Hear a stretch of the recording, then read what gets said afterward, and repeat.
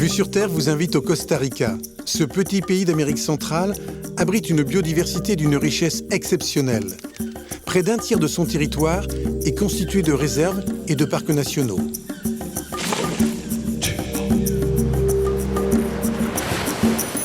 Sur la côte ouest, la longue houle du Pacifique fait le bonheur des surfeurs du monde entier. Sur une immense plage déserte, bordée de forêts vierges, nous avons rencontré Eladio. C'est entre la mer et les volcans que cet homme a choisi de se construire une nouvelle vie. Manolo est un vieux cow-boy solitaire. Il vit dans la région du San Juan, à la frontière avec le Nicaragua. C'est une des régions les plus reculées du pays. Puis, nous plongerons au cœur de la jungle, dans le Corcovado, le plus grand parc national situé au sud du Costa Rica. Nous y avons suivi Claudine, une biologiste passionnée par la forêt luxuriante et par ceux qui y vivent. Je suis venue ici parce que ça me rend heureuse. Je travaille pour la planète. C'est un mélange d'aventure et de science. En fait, c'est le mariage de la science, de la passion, du mystère et de l'aventure.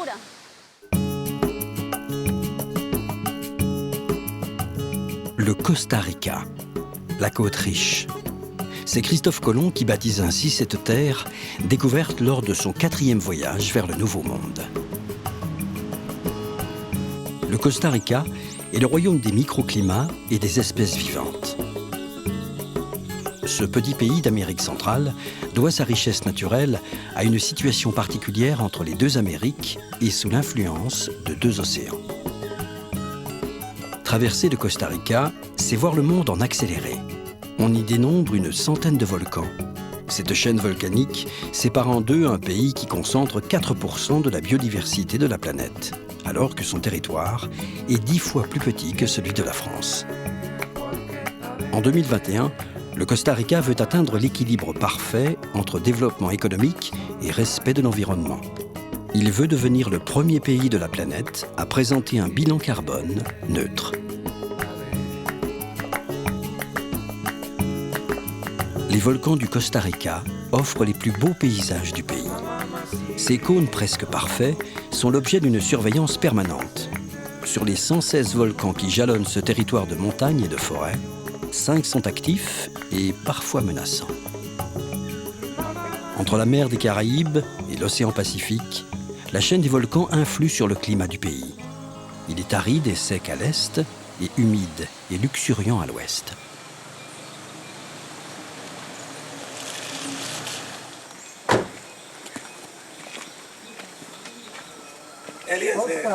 Oscar, comment ça va?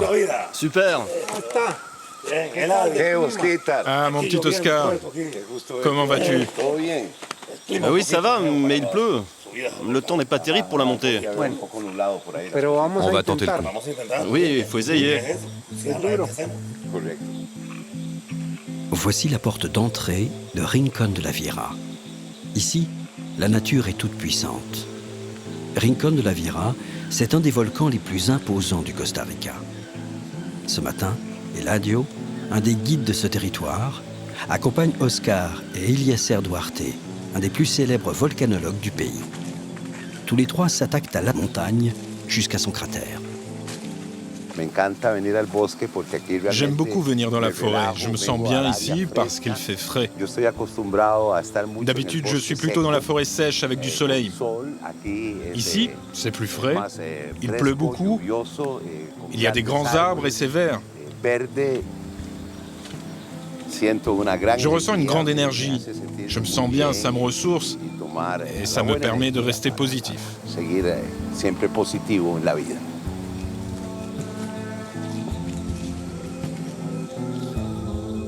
Sous l'effet des masses nuageuses qui traversent le pays d'est en ouest, Rincón de la Viera offre de nombreux visages. La forêt vierge abrite une flore féconde et une faune variée. Territoire des pumas et du jaguar, cette jungle dense est aussi le royaume de centaines d'espèces d'oiseaux et de serpents invisibles.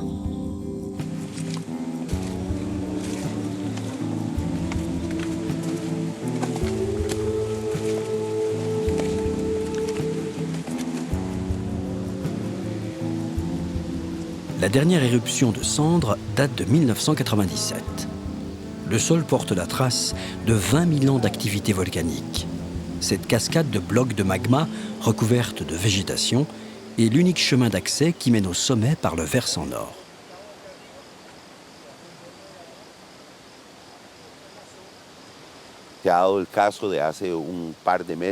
Il y a 2 mois, un Nord-Américain est venu se promener par ici.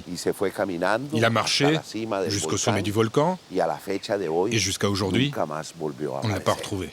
On ne sait pas si c'est le cratère qui l'a avalé, s'il a été pris dans une coulée de boue. Ils l'ont cherché en hélicoptère. Des spécialistes américains sont venus. Les guides les plus réputés l'ont cherché, des gens comme Oscar. Plein de spécialistes en sauvetage sont venus, même la Croix-Rouge, avec des chiens. Mais le type, il est resté introuvable. Il a disparu parce qu'il ne s'est pas méfié du volcan Rincón de la Vieja.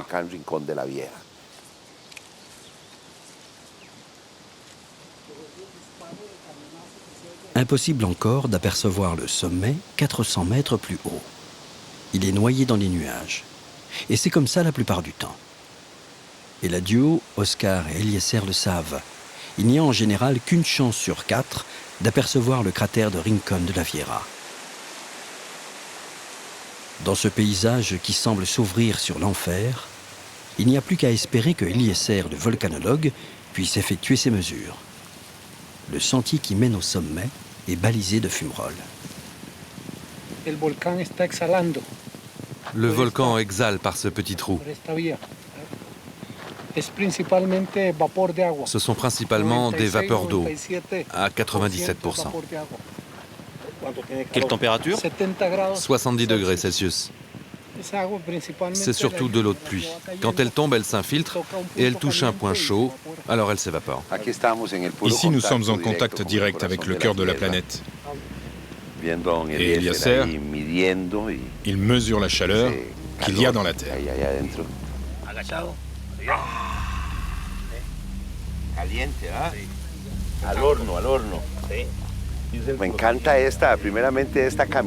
J'adore monter ici, fournir tout cet effort pour observer et apprécier la beauté de la nature. L'énergie est si forte ici. Savoir qu'on est si proche d'un colosse géant, d'un volcan si ancien. L'ascension est longue. Elle va durer 5 heures. Depuis la sortie de la forêt, le vent s'est levé et la température a déjà chuté d'une dizaine de degrés.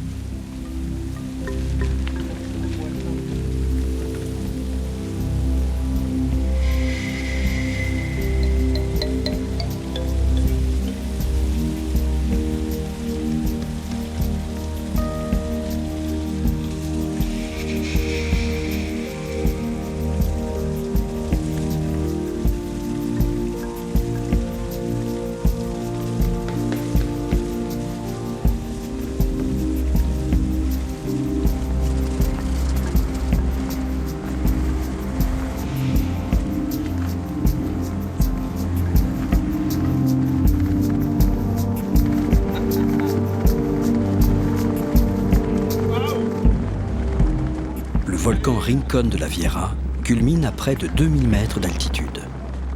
Le vent glacial souffle à 100 km/h. Impossible d'apercevoir le cratère, mais qu'importe. Pour Eladio, l'exaltation est toujours la même quand il atteint le sommet. Ça, ce sont vraiment les bons moments de la vie. C'est le moment où l'on attrape le ciel avec les mains. On se rend compte de l'immensité de l'univers et de la beauté de la nature. Et faire ça en compagnie de mon vieil ami Oscar, c'est super. Hein, Oscar?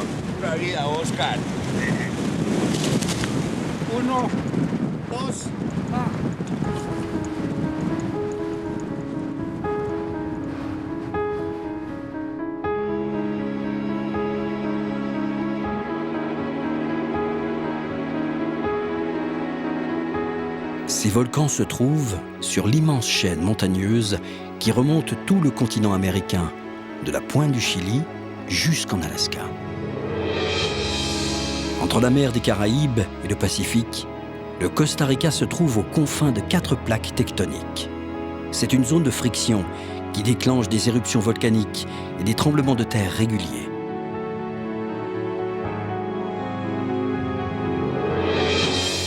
La nature est omniprésente autour des volcans. C'est pour cela qu'Eladio a choisi de vivre ici.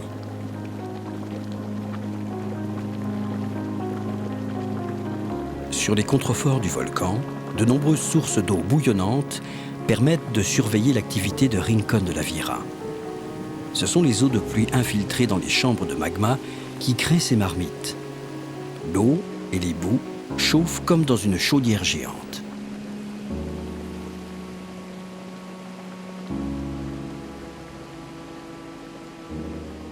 Les volcans du Costa Rica sont sous surveillance. Les échantillons recueillis méthodiquement par Eliezer seront analysés dans son laboratoire de l'Observatoire volcanique et sismique de San José, la capitale du pays.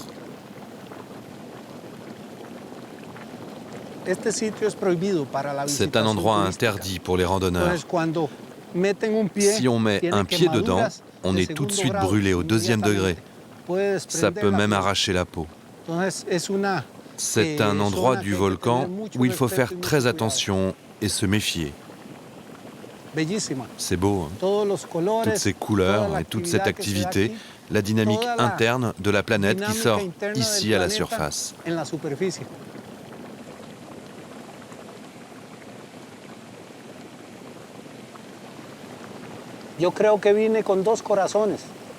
Je crois que je suis né avec 2 cœurs, un pour les parcs nationaux et un autre pour les volcans. Et parfois, ces 2 cœurs se rejoignent parce que beaucoup de parcs nationaux sont aussi des volcans. C'est doublement le bonheur.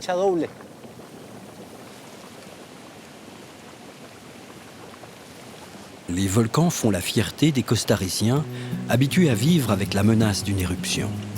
C'est pour cette raison qu'Eliezer vient régulièrement prendre le pouls de ces montagnes en activité.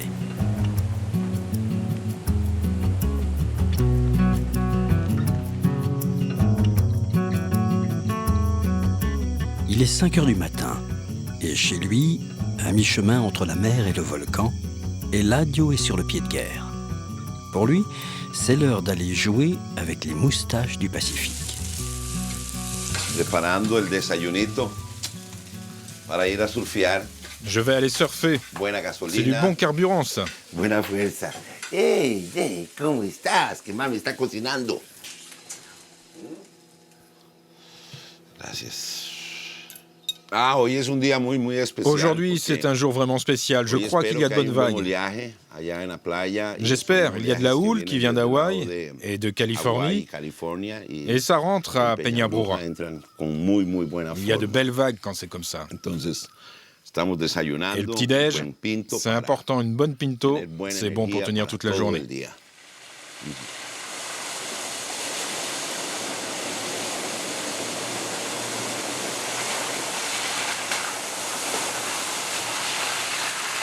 Avec l'Australie, le Costa Rica est le seul endroit de la planète où l'on trouve des forêts tropicales sèches, comme celle-ci. C'est le paradis des reptiles en tout genre, des iguanes, des boa constrictors, et c'est aussi le refuge éternel des sapajous capucins, les acrobatiques singes à tête blanche.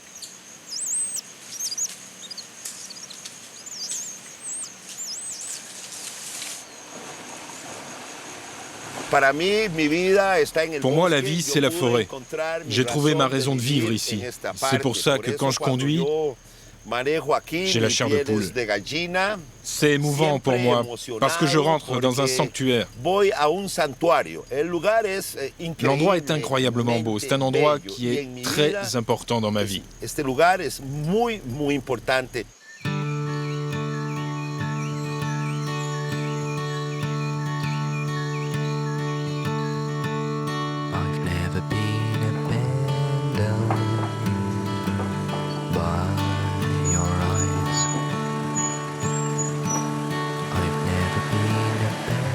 Le rodéo dans la forêt dure 1h30 minimum pour parcourir seulement une dizaine de kilomètres sur une piste chaotique.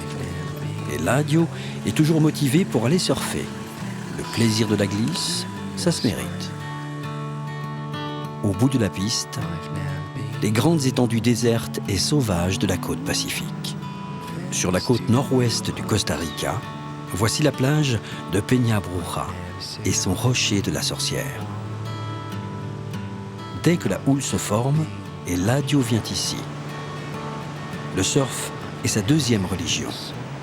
Peña Bruja est un paradis. C'est en tout cas celui d'Eladio.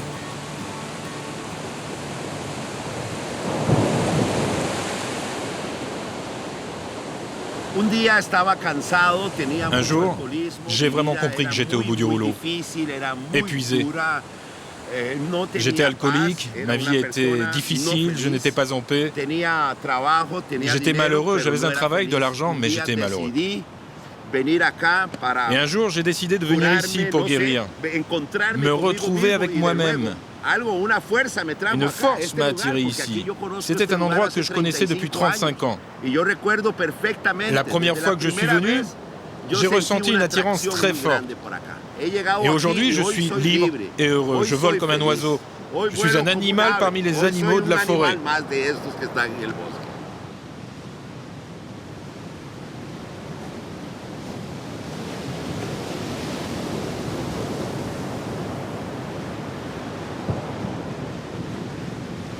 Il y a quelques années, à la suite d'un accident de moto, Eladio décide de changer de vie et de sauver sa peau.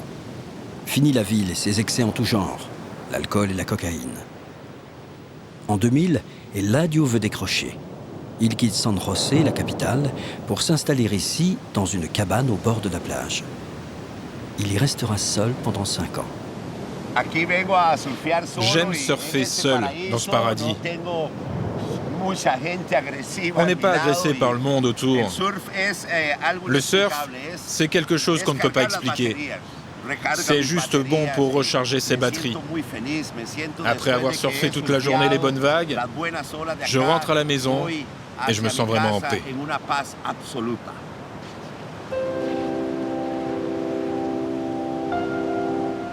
Pour Eladio, une nouvelle vie a donc commencé ici, sur cette plage.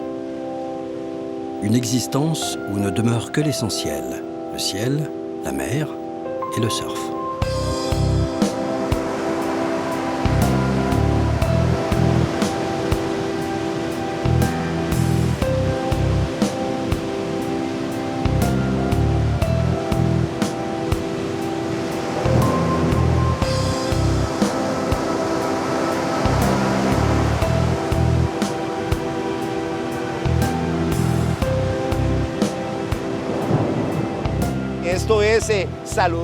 Ici, c'est bon pour la santé, pour n'importe qui, pour un enfant ou un vieux. C'est juste un endroit magique. Un petit morceau du ciel tombé sur la terre. C'est un endroit béni des dieux, un endroit pour s'élever spirituellement. C'est comme une clinique où l'on soigne l'âme et l'esprit. Le surf a fait d'Eladio un homme libre et en paix avec lui-même. Ces grands espaces lui ont permis de rebondir. Voilà la force et la magie de cet endroit, quelque part sur la côte pacifique.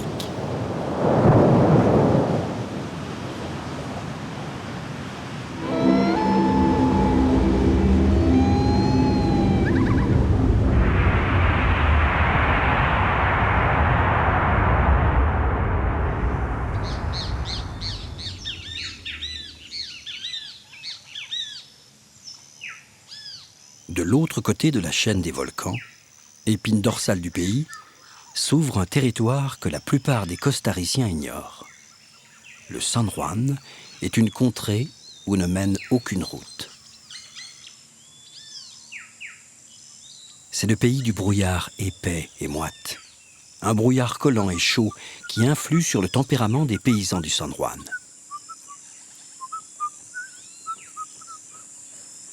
En menos de 3 patadas acabó con su rival, pero también aquel gallo le hizo una herida muerta y ahí juró que era un amigo. ¡Hey!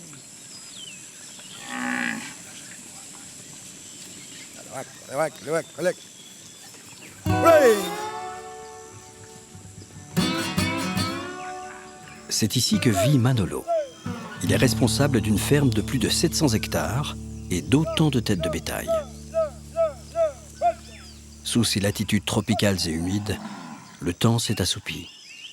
Les hommes doivent supporter la torpeur et cultivent une douce nonchalance.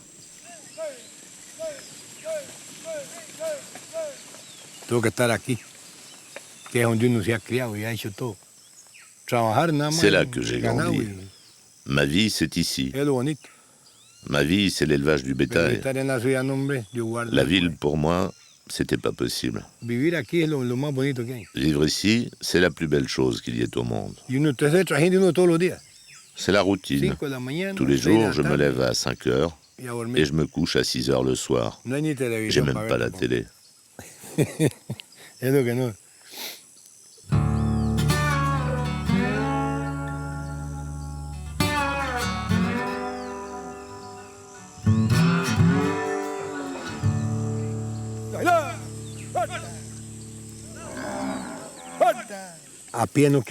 Quand je suis à pied, elles ne veulent rien savoir. Mais quand je suis à cheval, je passe à l'intérieur du troupeau.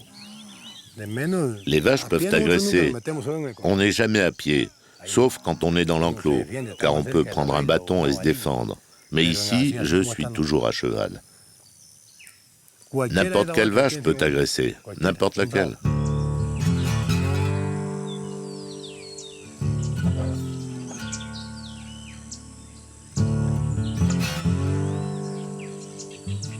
L'esprit du Far West et des cow-boys plane sur la ferme de Manolo.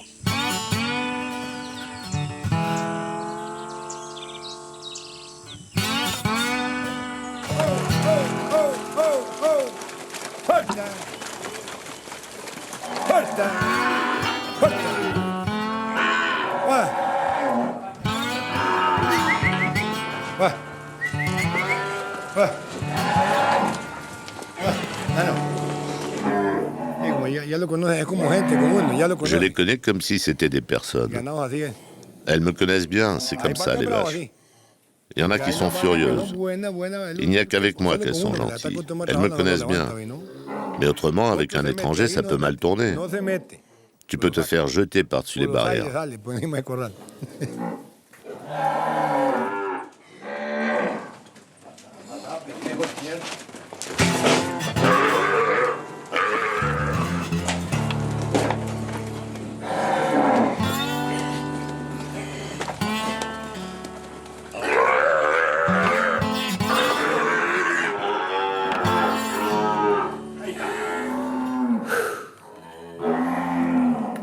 Ah, c'est fatigant d'attraper ces veaux, là.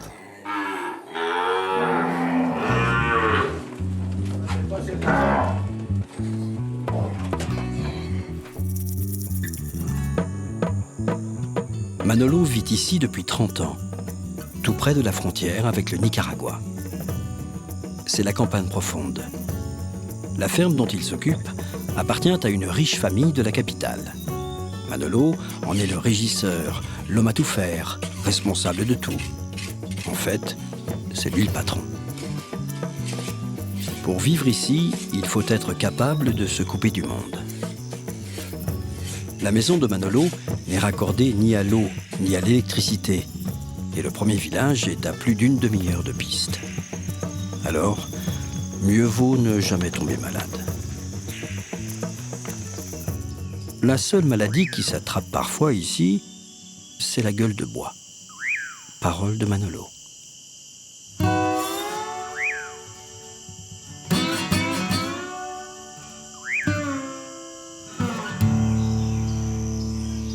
La ferme de Manolo est singulière. C'est la dernière propriété du Costa Rica. La dernière terre avant la jungle du Nicaragua.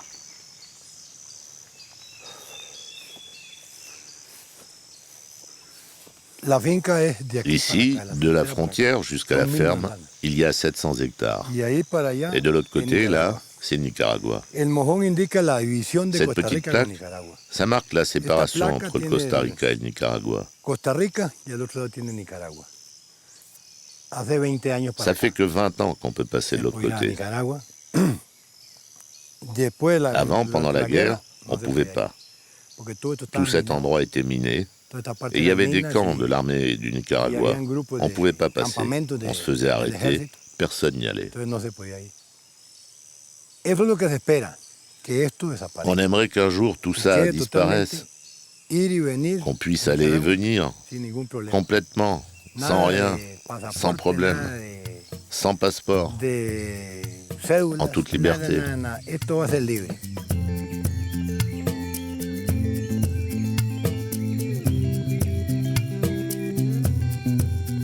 Manolo rêve d'un monde sans frontières. Une utopie?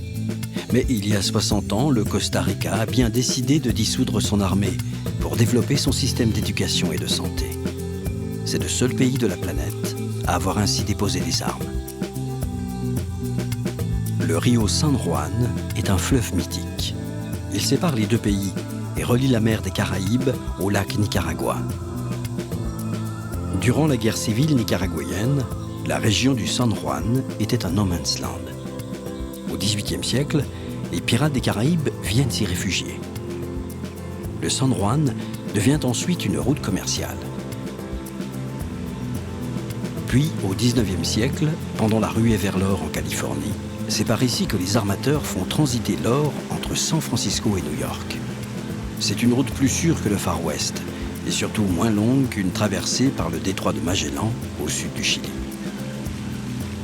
Quelques années plus tard, il est même question de canaliser ce fleuve pour ouvrir un passage entre le Pacifique et l'Atlantique. C'est finalement au Panama qu'est creusé le canal. Et voilà comment Manolo débarque dans ce coin perdu, El Castillo, au Nicaragua, le plus simplement du monde. Pour Manolo, El Castillo, c'est la ville, la sortie du dimanche. J'adore venir ici. Je viens tous les mois.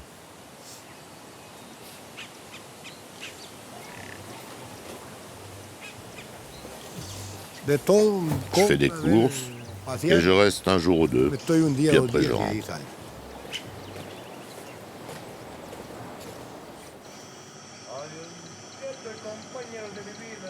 Nous voici de retour au Costa Rica.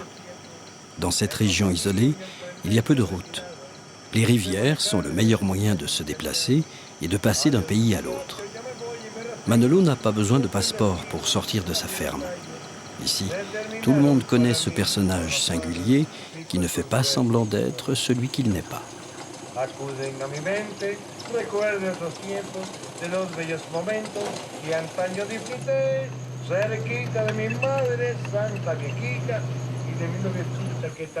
« 33 ans au compteur. Si seulement la voiture de Manolo pouvait parler. »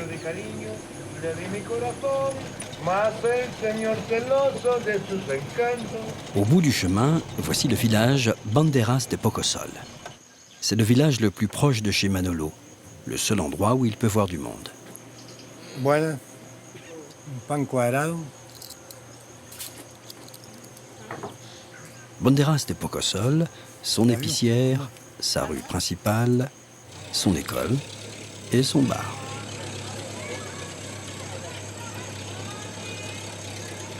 Histoire de rompre un certain isolement, Manolo vient ici au moins une fois par semaine.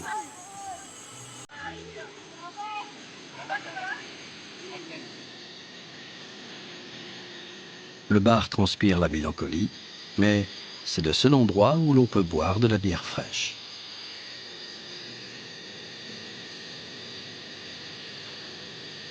C'est l'heure du retour à la ferme. Et pour démarrer la relique de Manolo, il y a toujours quelqu'un pour lui donner un coup de main.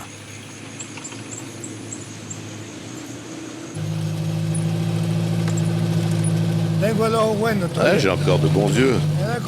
Les essuie-glaces ne marchent plus. Mais pas de problème, je sors la tête. Eche amigo, nomás échale llena hasta el borde la copa de champán. Esta noche de farra y de alegría, el dolor que hay en mi alma quiero ahogar.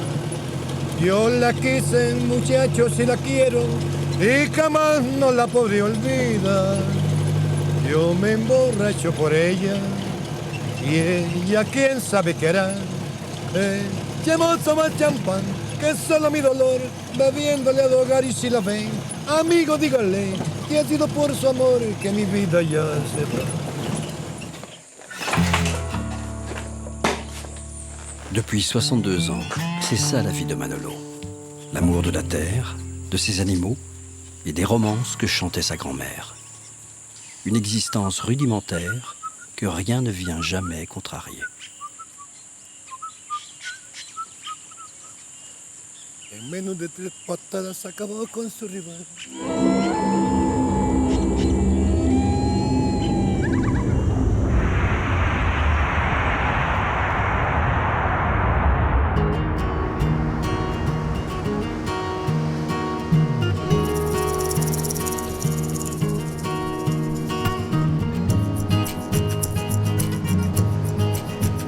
Au sud du Costa Rica, la péninsule de Osa est un autre bout du monde qui se jette dans l'océan Pacifique. Réputé pour sa biodiversité, ce territoire abrite la plus grande forêt humide d'Amérique centrale. C'est un véritable corridor biologique que protège le Corcovado, le parc national le plus important du pays. La péninsule de Osa est la région la plus sauvage du Costa Rica.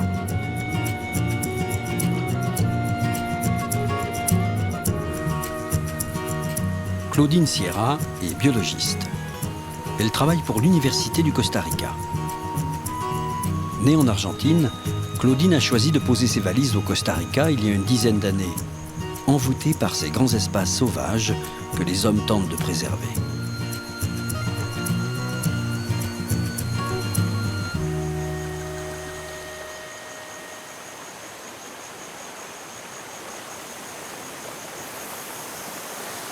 Claudine aurait pu passer sa vie dans un laboratoire, mais elle est une femme de terrain et de défi.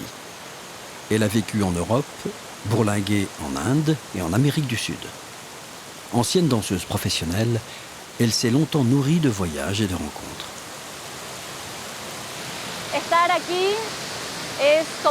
Être ici, c'est comme être à la maison. C'est le meilleur endroit du monde. Je suis venue ici parce que ça me rend heureuse. Je travaille pour la planète. C'est un mélange d'aventure et de science. En fait, c'est le mariage de la science, de la passion, du mystère et de l'aventure. Il y a plein de rivières comme celle-ci, avec des cascades qui se jettent dans l'océan Pacifique. Plus bas, il y a des chercheurs d'or parce que dans cette rivière, il y a beaucoup d'or.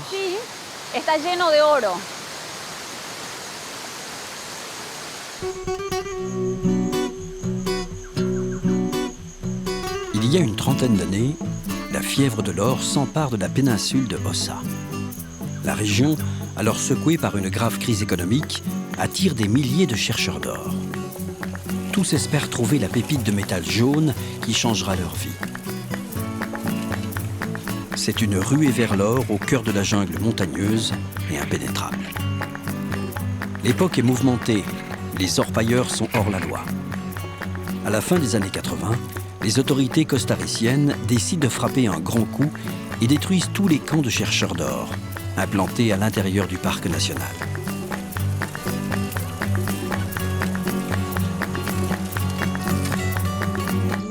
La péninsule de Osa et le Corcovado sont des lieux indispensables à la respiration de la planète. Claudine travaille pour que ces endroits d'une richesse exceptionnelle ne disparaissent jamais. Mes missions dans le parc consistent à travailler avec les hommes, plus qu'avec les plantes ou les animaux, pour éviter que l'on dégrade la faune et la flore. Mon travail avec les communautés locales, avec les gens et avec les gardes du parc national vise à améliorer la protection du parc. Ce n'est pas un travail de police. Il s'agit de changer la mentalité des communautés.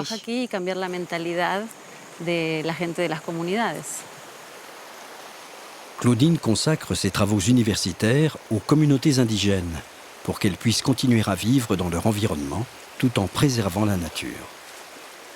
Ses nombreuses missions en forêt l'amènent à travailler avec ceux qui vivent loin du monde moderne. À quelques kilomètres des limites du parc national de Corcovado, la forêt abrite toujours quelques petits groupes d'orpailleurs. Dans cette jungle, les rivières nourrissent les rêves de fortune de ceux que la vie n'a pas épargnés. Pour ces damnés de la terre, la forêt est aussi une dernière chance.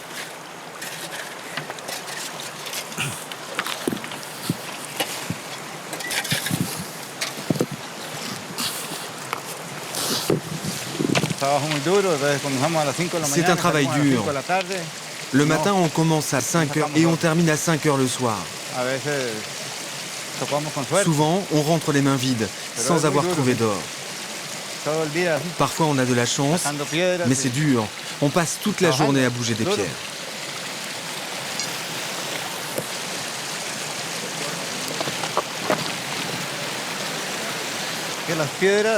L'or reste collé à la boue et à la pierre. Il faut bien les laver pour que l'or se retrouve dans le sable. Et après, on peut le récupérer. C'est de la poussière d'or.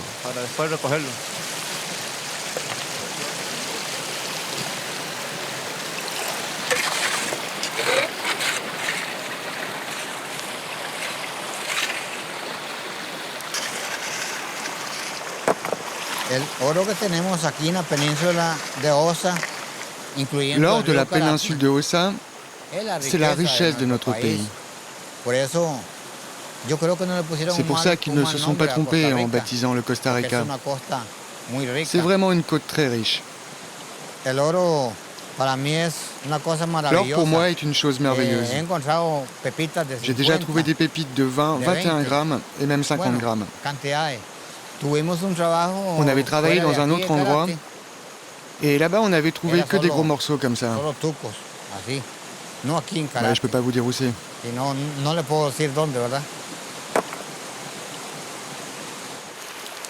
Réalité ou fantasme, les histoires de chercheurs d'or alimentent toujours les légendes. Ici, entre septembre et décembre, il peut tomber 8 mètres d'eau. Pas totalement illégaux car tolérés, ces chercheurs d'or vivent au milieu de la forêt humide. Le torrent dans lequel ils travaillent coule seulement à quelques kilomètres du parc national de Corcovado. 45 000 hectares de jungle et de montagnes que les autorités costariciennes tentent de préserver de l'appétit des hommes. Seule une partie de la péninsule de Osa a été classée sanctuaire écologique en 1975. Claudine sait qu'il y a encore du travail pour que tout le monde ici prenne conscience que l'or n'est pas la seule véritable richesse de ce territoire sauvage.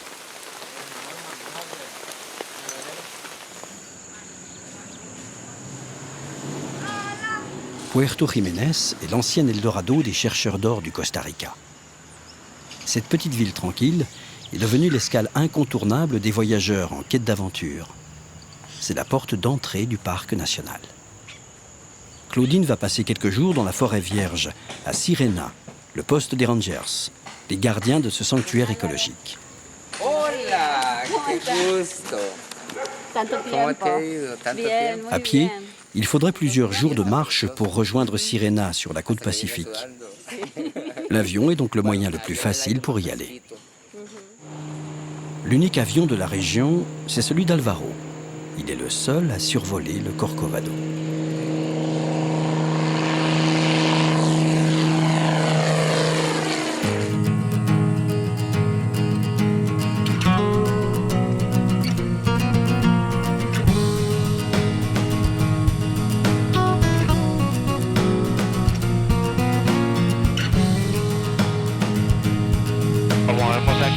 Vamos 800 pies en ascenso para 2500.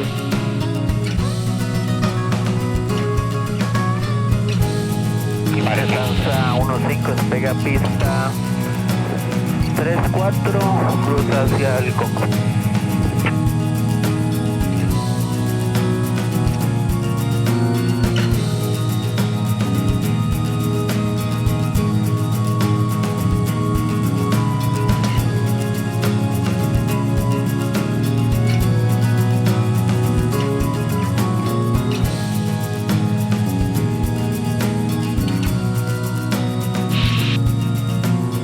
y vamos a empezar ya el descenso. Taillée dans la forêt, voici la piste de Sirena. Minuscule. Claudine nous avait prévenu. Les dernières secondes avant l'atterrissage, dans le cockpit de l'avion, c'est histoire sans parole.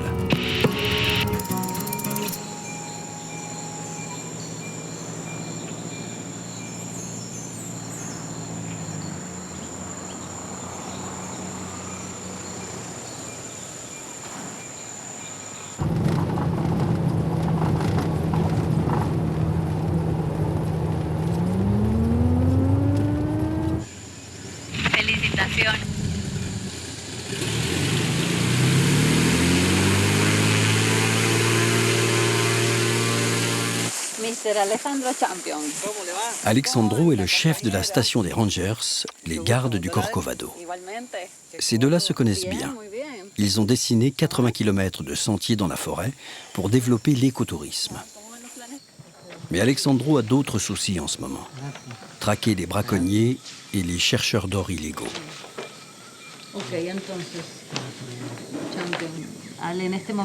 Elles sont où les patrouilles en ce moment? Il y en a une dans la partie basse du parc, près de la lagune. Une autre dans le Rincon. Et une autre pas loin d'ici, près de la station. C'est par ici. Il y a 3 patrouilles? Tu crois que c'est assez? Non, ce n'est pas suffisant. Les patrouilles ne se composent que de 6 personnes. Alexandro a grandi dans la jungle. Il la connaît parfaitement. Avant d'être garde, lui aussi a été chercheur d'or. J'avais 7 ans, je me suis fait des amis ici. Ils m'ont dit, il y a de l'or dans la montagne. Alors j'ai commencé à chercher de l'or avec eux. Aujourd'hui, Alexandro a donc choisi son camp, celui des défenseurs de la nature. Tu ne te sens pas un peu policier maintenant? Par rapport à tes anciens copains? Si, parfois j'ai des problèmes avec eux. Ils me disent, tu as été un chercheur d'or, tu sais comment on est, et tu nous as trahis.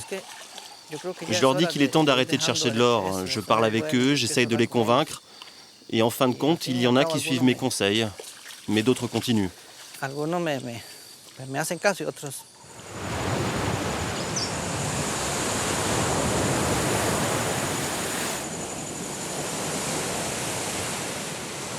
Ce matin, Alexandro a de la visite. Un groupe de touristes accompagnés de leur guide vient de débarquer. Seuls quelques bateaux à moteur viennent ici jusqu'à Sirena, quand la houle du Pacifique les y autorise. Le Corcovado est un Éden de verdure. Au milieu d'une végétation luxuriante, la station des Rangers accueille les amoureux de forêts primaires. Ces visiteurs, de jeunes globetrotters pour la plupart, venus du monde entier, peuvent rester ici quelques jours. Cela permet de faire rentrer un peu d'argent dans les caisses de la station et ainsi d'aider les fonctionnaires qui protègent le parc national.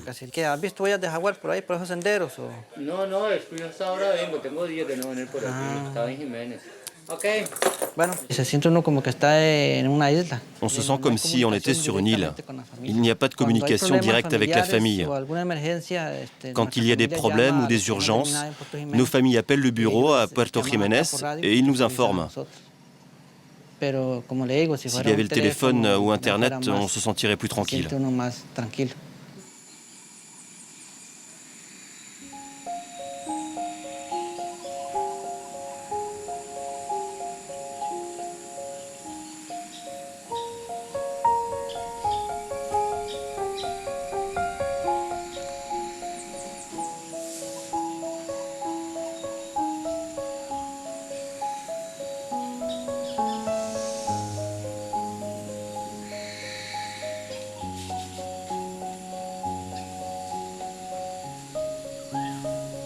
La forêt est un monde idéal pour se retrouver soi-même.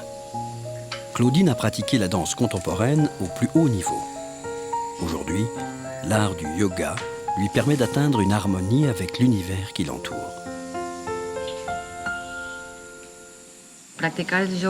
Pratiquer le yoga, ça donne des sensations particulières, selon que tu es en intérieur ou dans la nature. C'est une rencontre avec toi.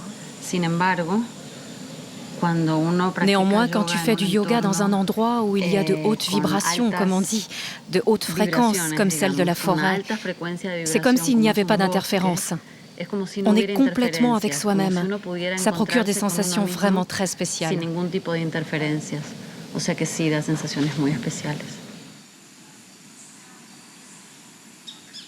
Claudine a longtemps parcouru la planète.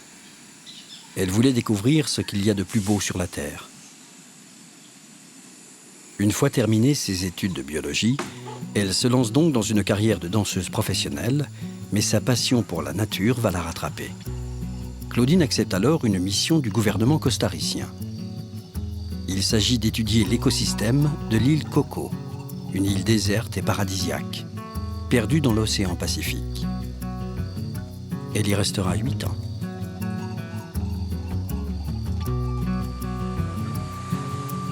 Donner de soi et accepter de faire corps avec la nature. Voilà ce que son métier et son expérience ont appris à Claudine.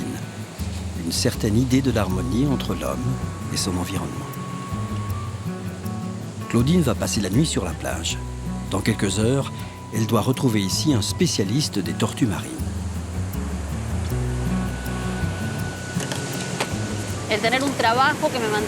Avoir un travail qui maintient en contact avec la nature, en fait, c'est une excuse. Cela évoque en moi des sensations de mon enfance. Quand j'étais toute petite, on allait dans un grand jardin qui était pour moi une forêt magique et mystérieuse.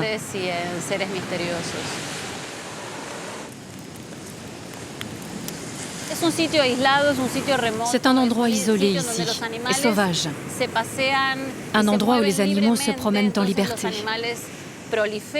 Et donc ils prolifèrent. La nuit, tu peux entendre des jaguars. Ils ne s'approchent pas. Si tu as beaucoup de chance, tu peux voir passer un puma, des serpents, des singes. Il y a plus de faune que d'humains. C'est le monde des animaux, plus que celui des hommes.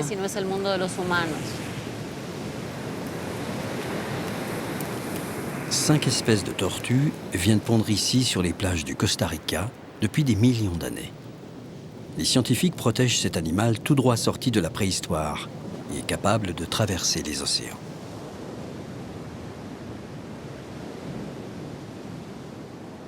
Cette nuit, Claudine va arpenter les plages du Corcovado pour observer des tortues en compagnie d'Éric. Il travaille pour un programme de protection des tortues marines.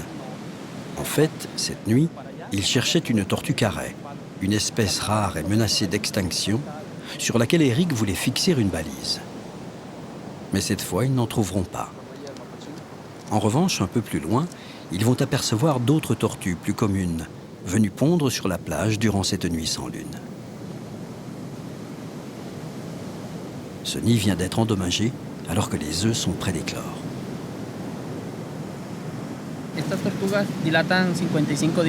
Il faut 55 jours d'incubation. Là, les œufs ont 50 ou 51 jours. Et quand les tortues sont prêtes à naître, elles dégagent une forte odeur. Dans la forêt, il y a des ratons laveurs qui les sentent. Il y en a un qui est passé. Il a gratté, il s'est rassasié et il a laissé le nid ouvert. Donc demain matin, ce sera au tour des oiseaux de venir se servir. Claudine et Éric déplacent le nid de quelques dizaines de mètres. Dans quelques jours, ces tortues auront peut-être une chance de gagner le large.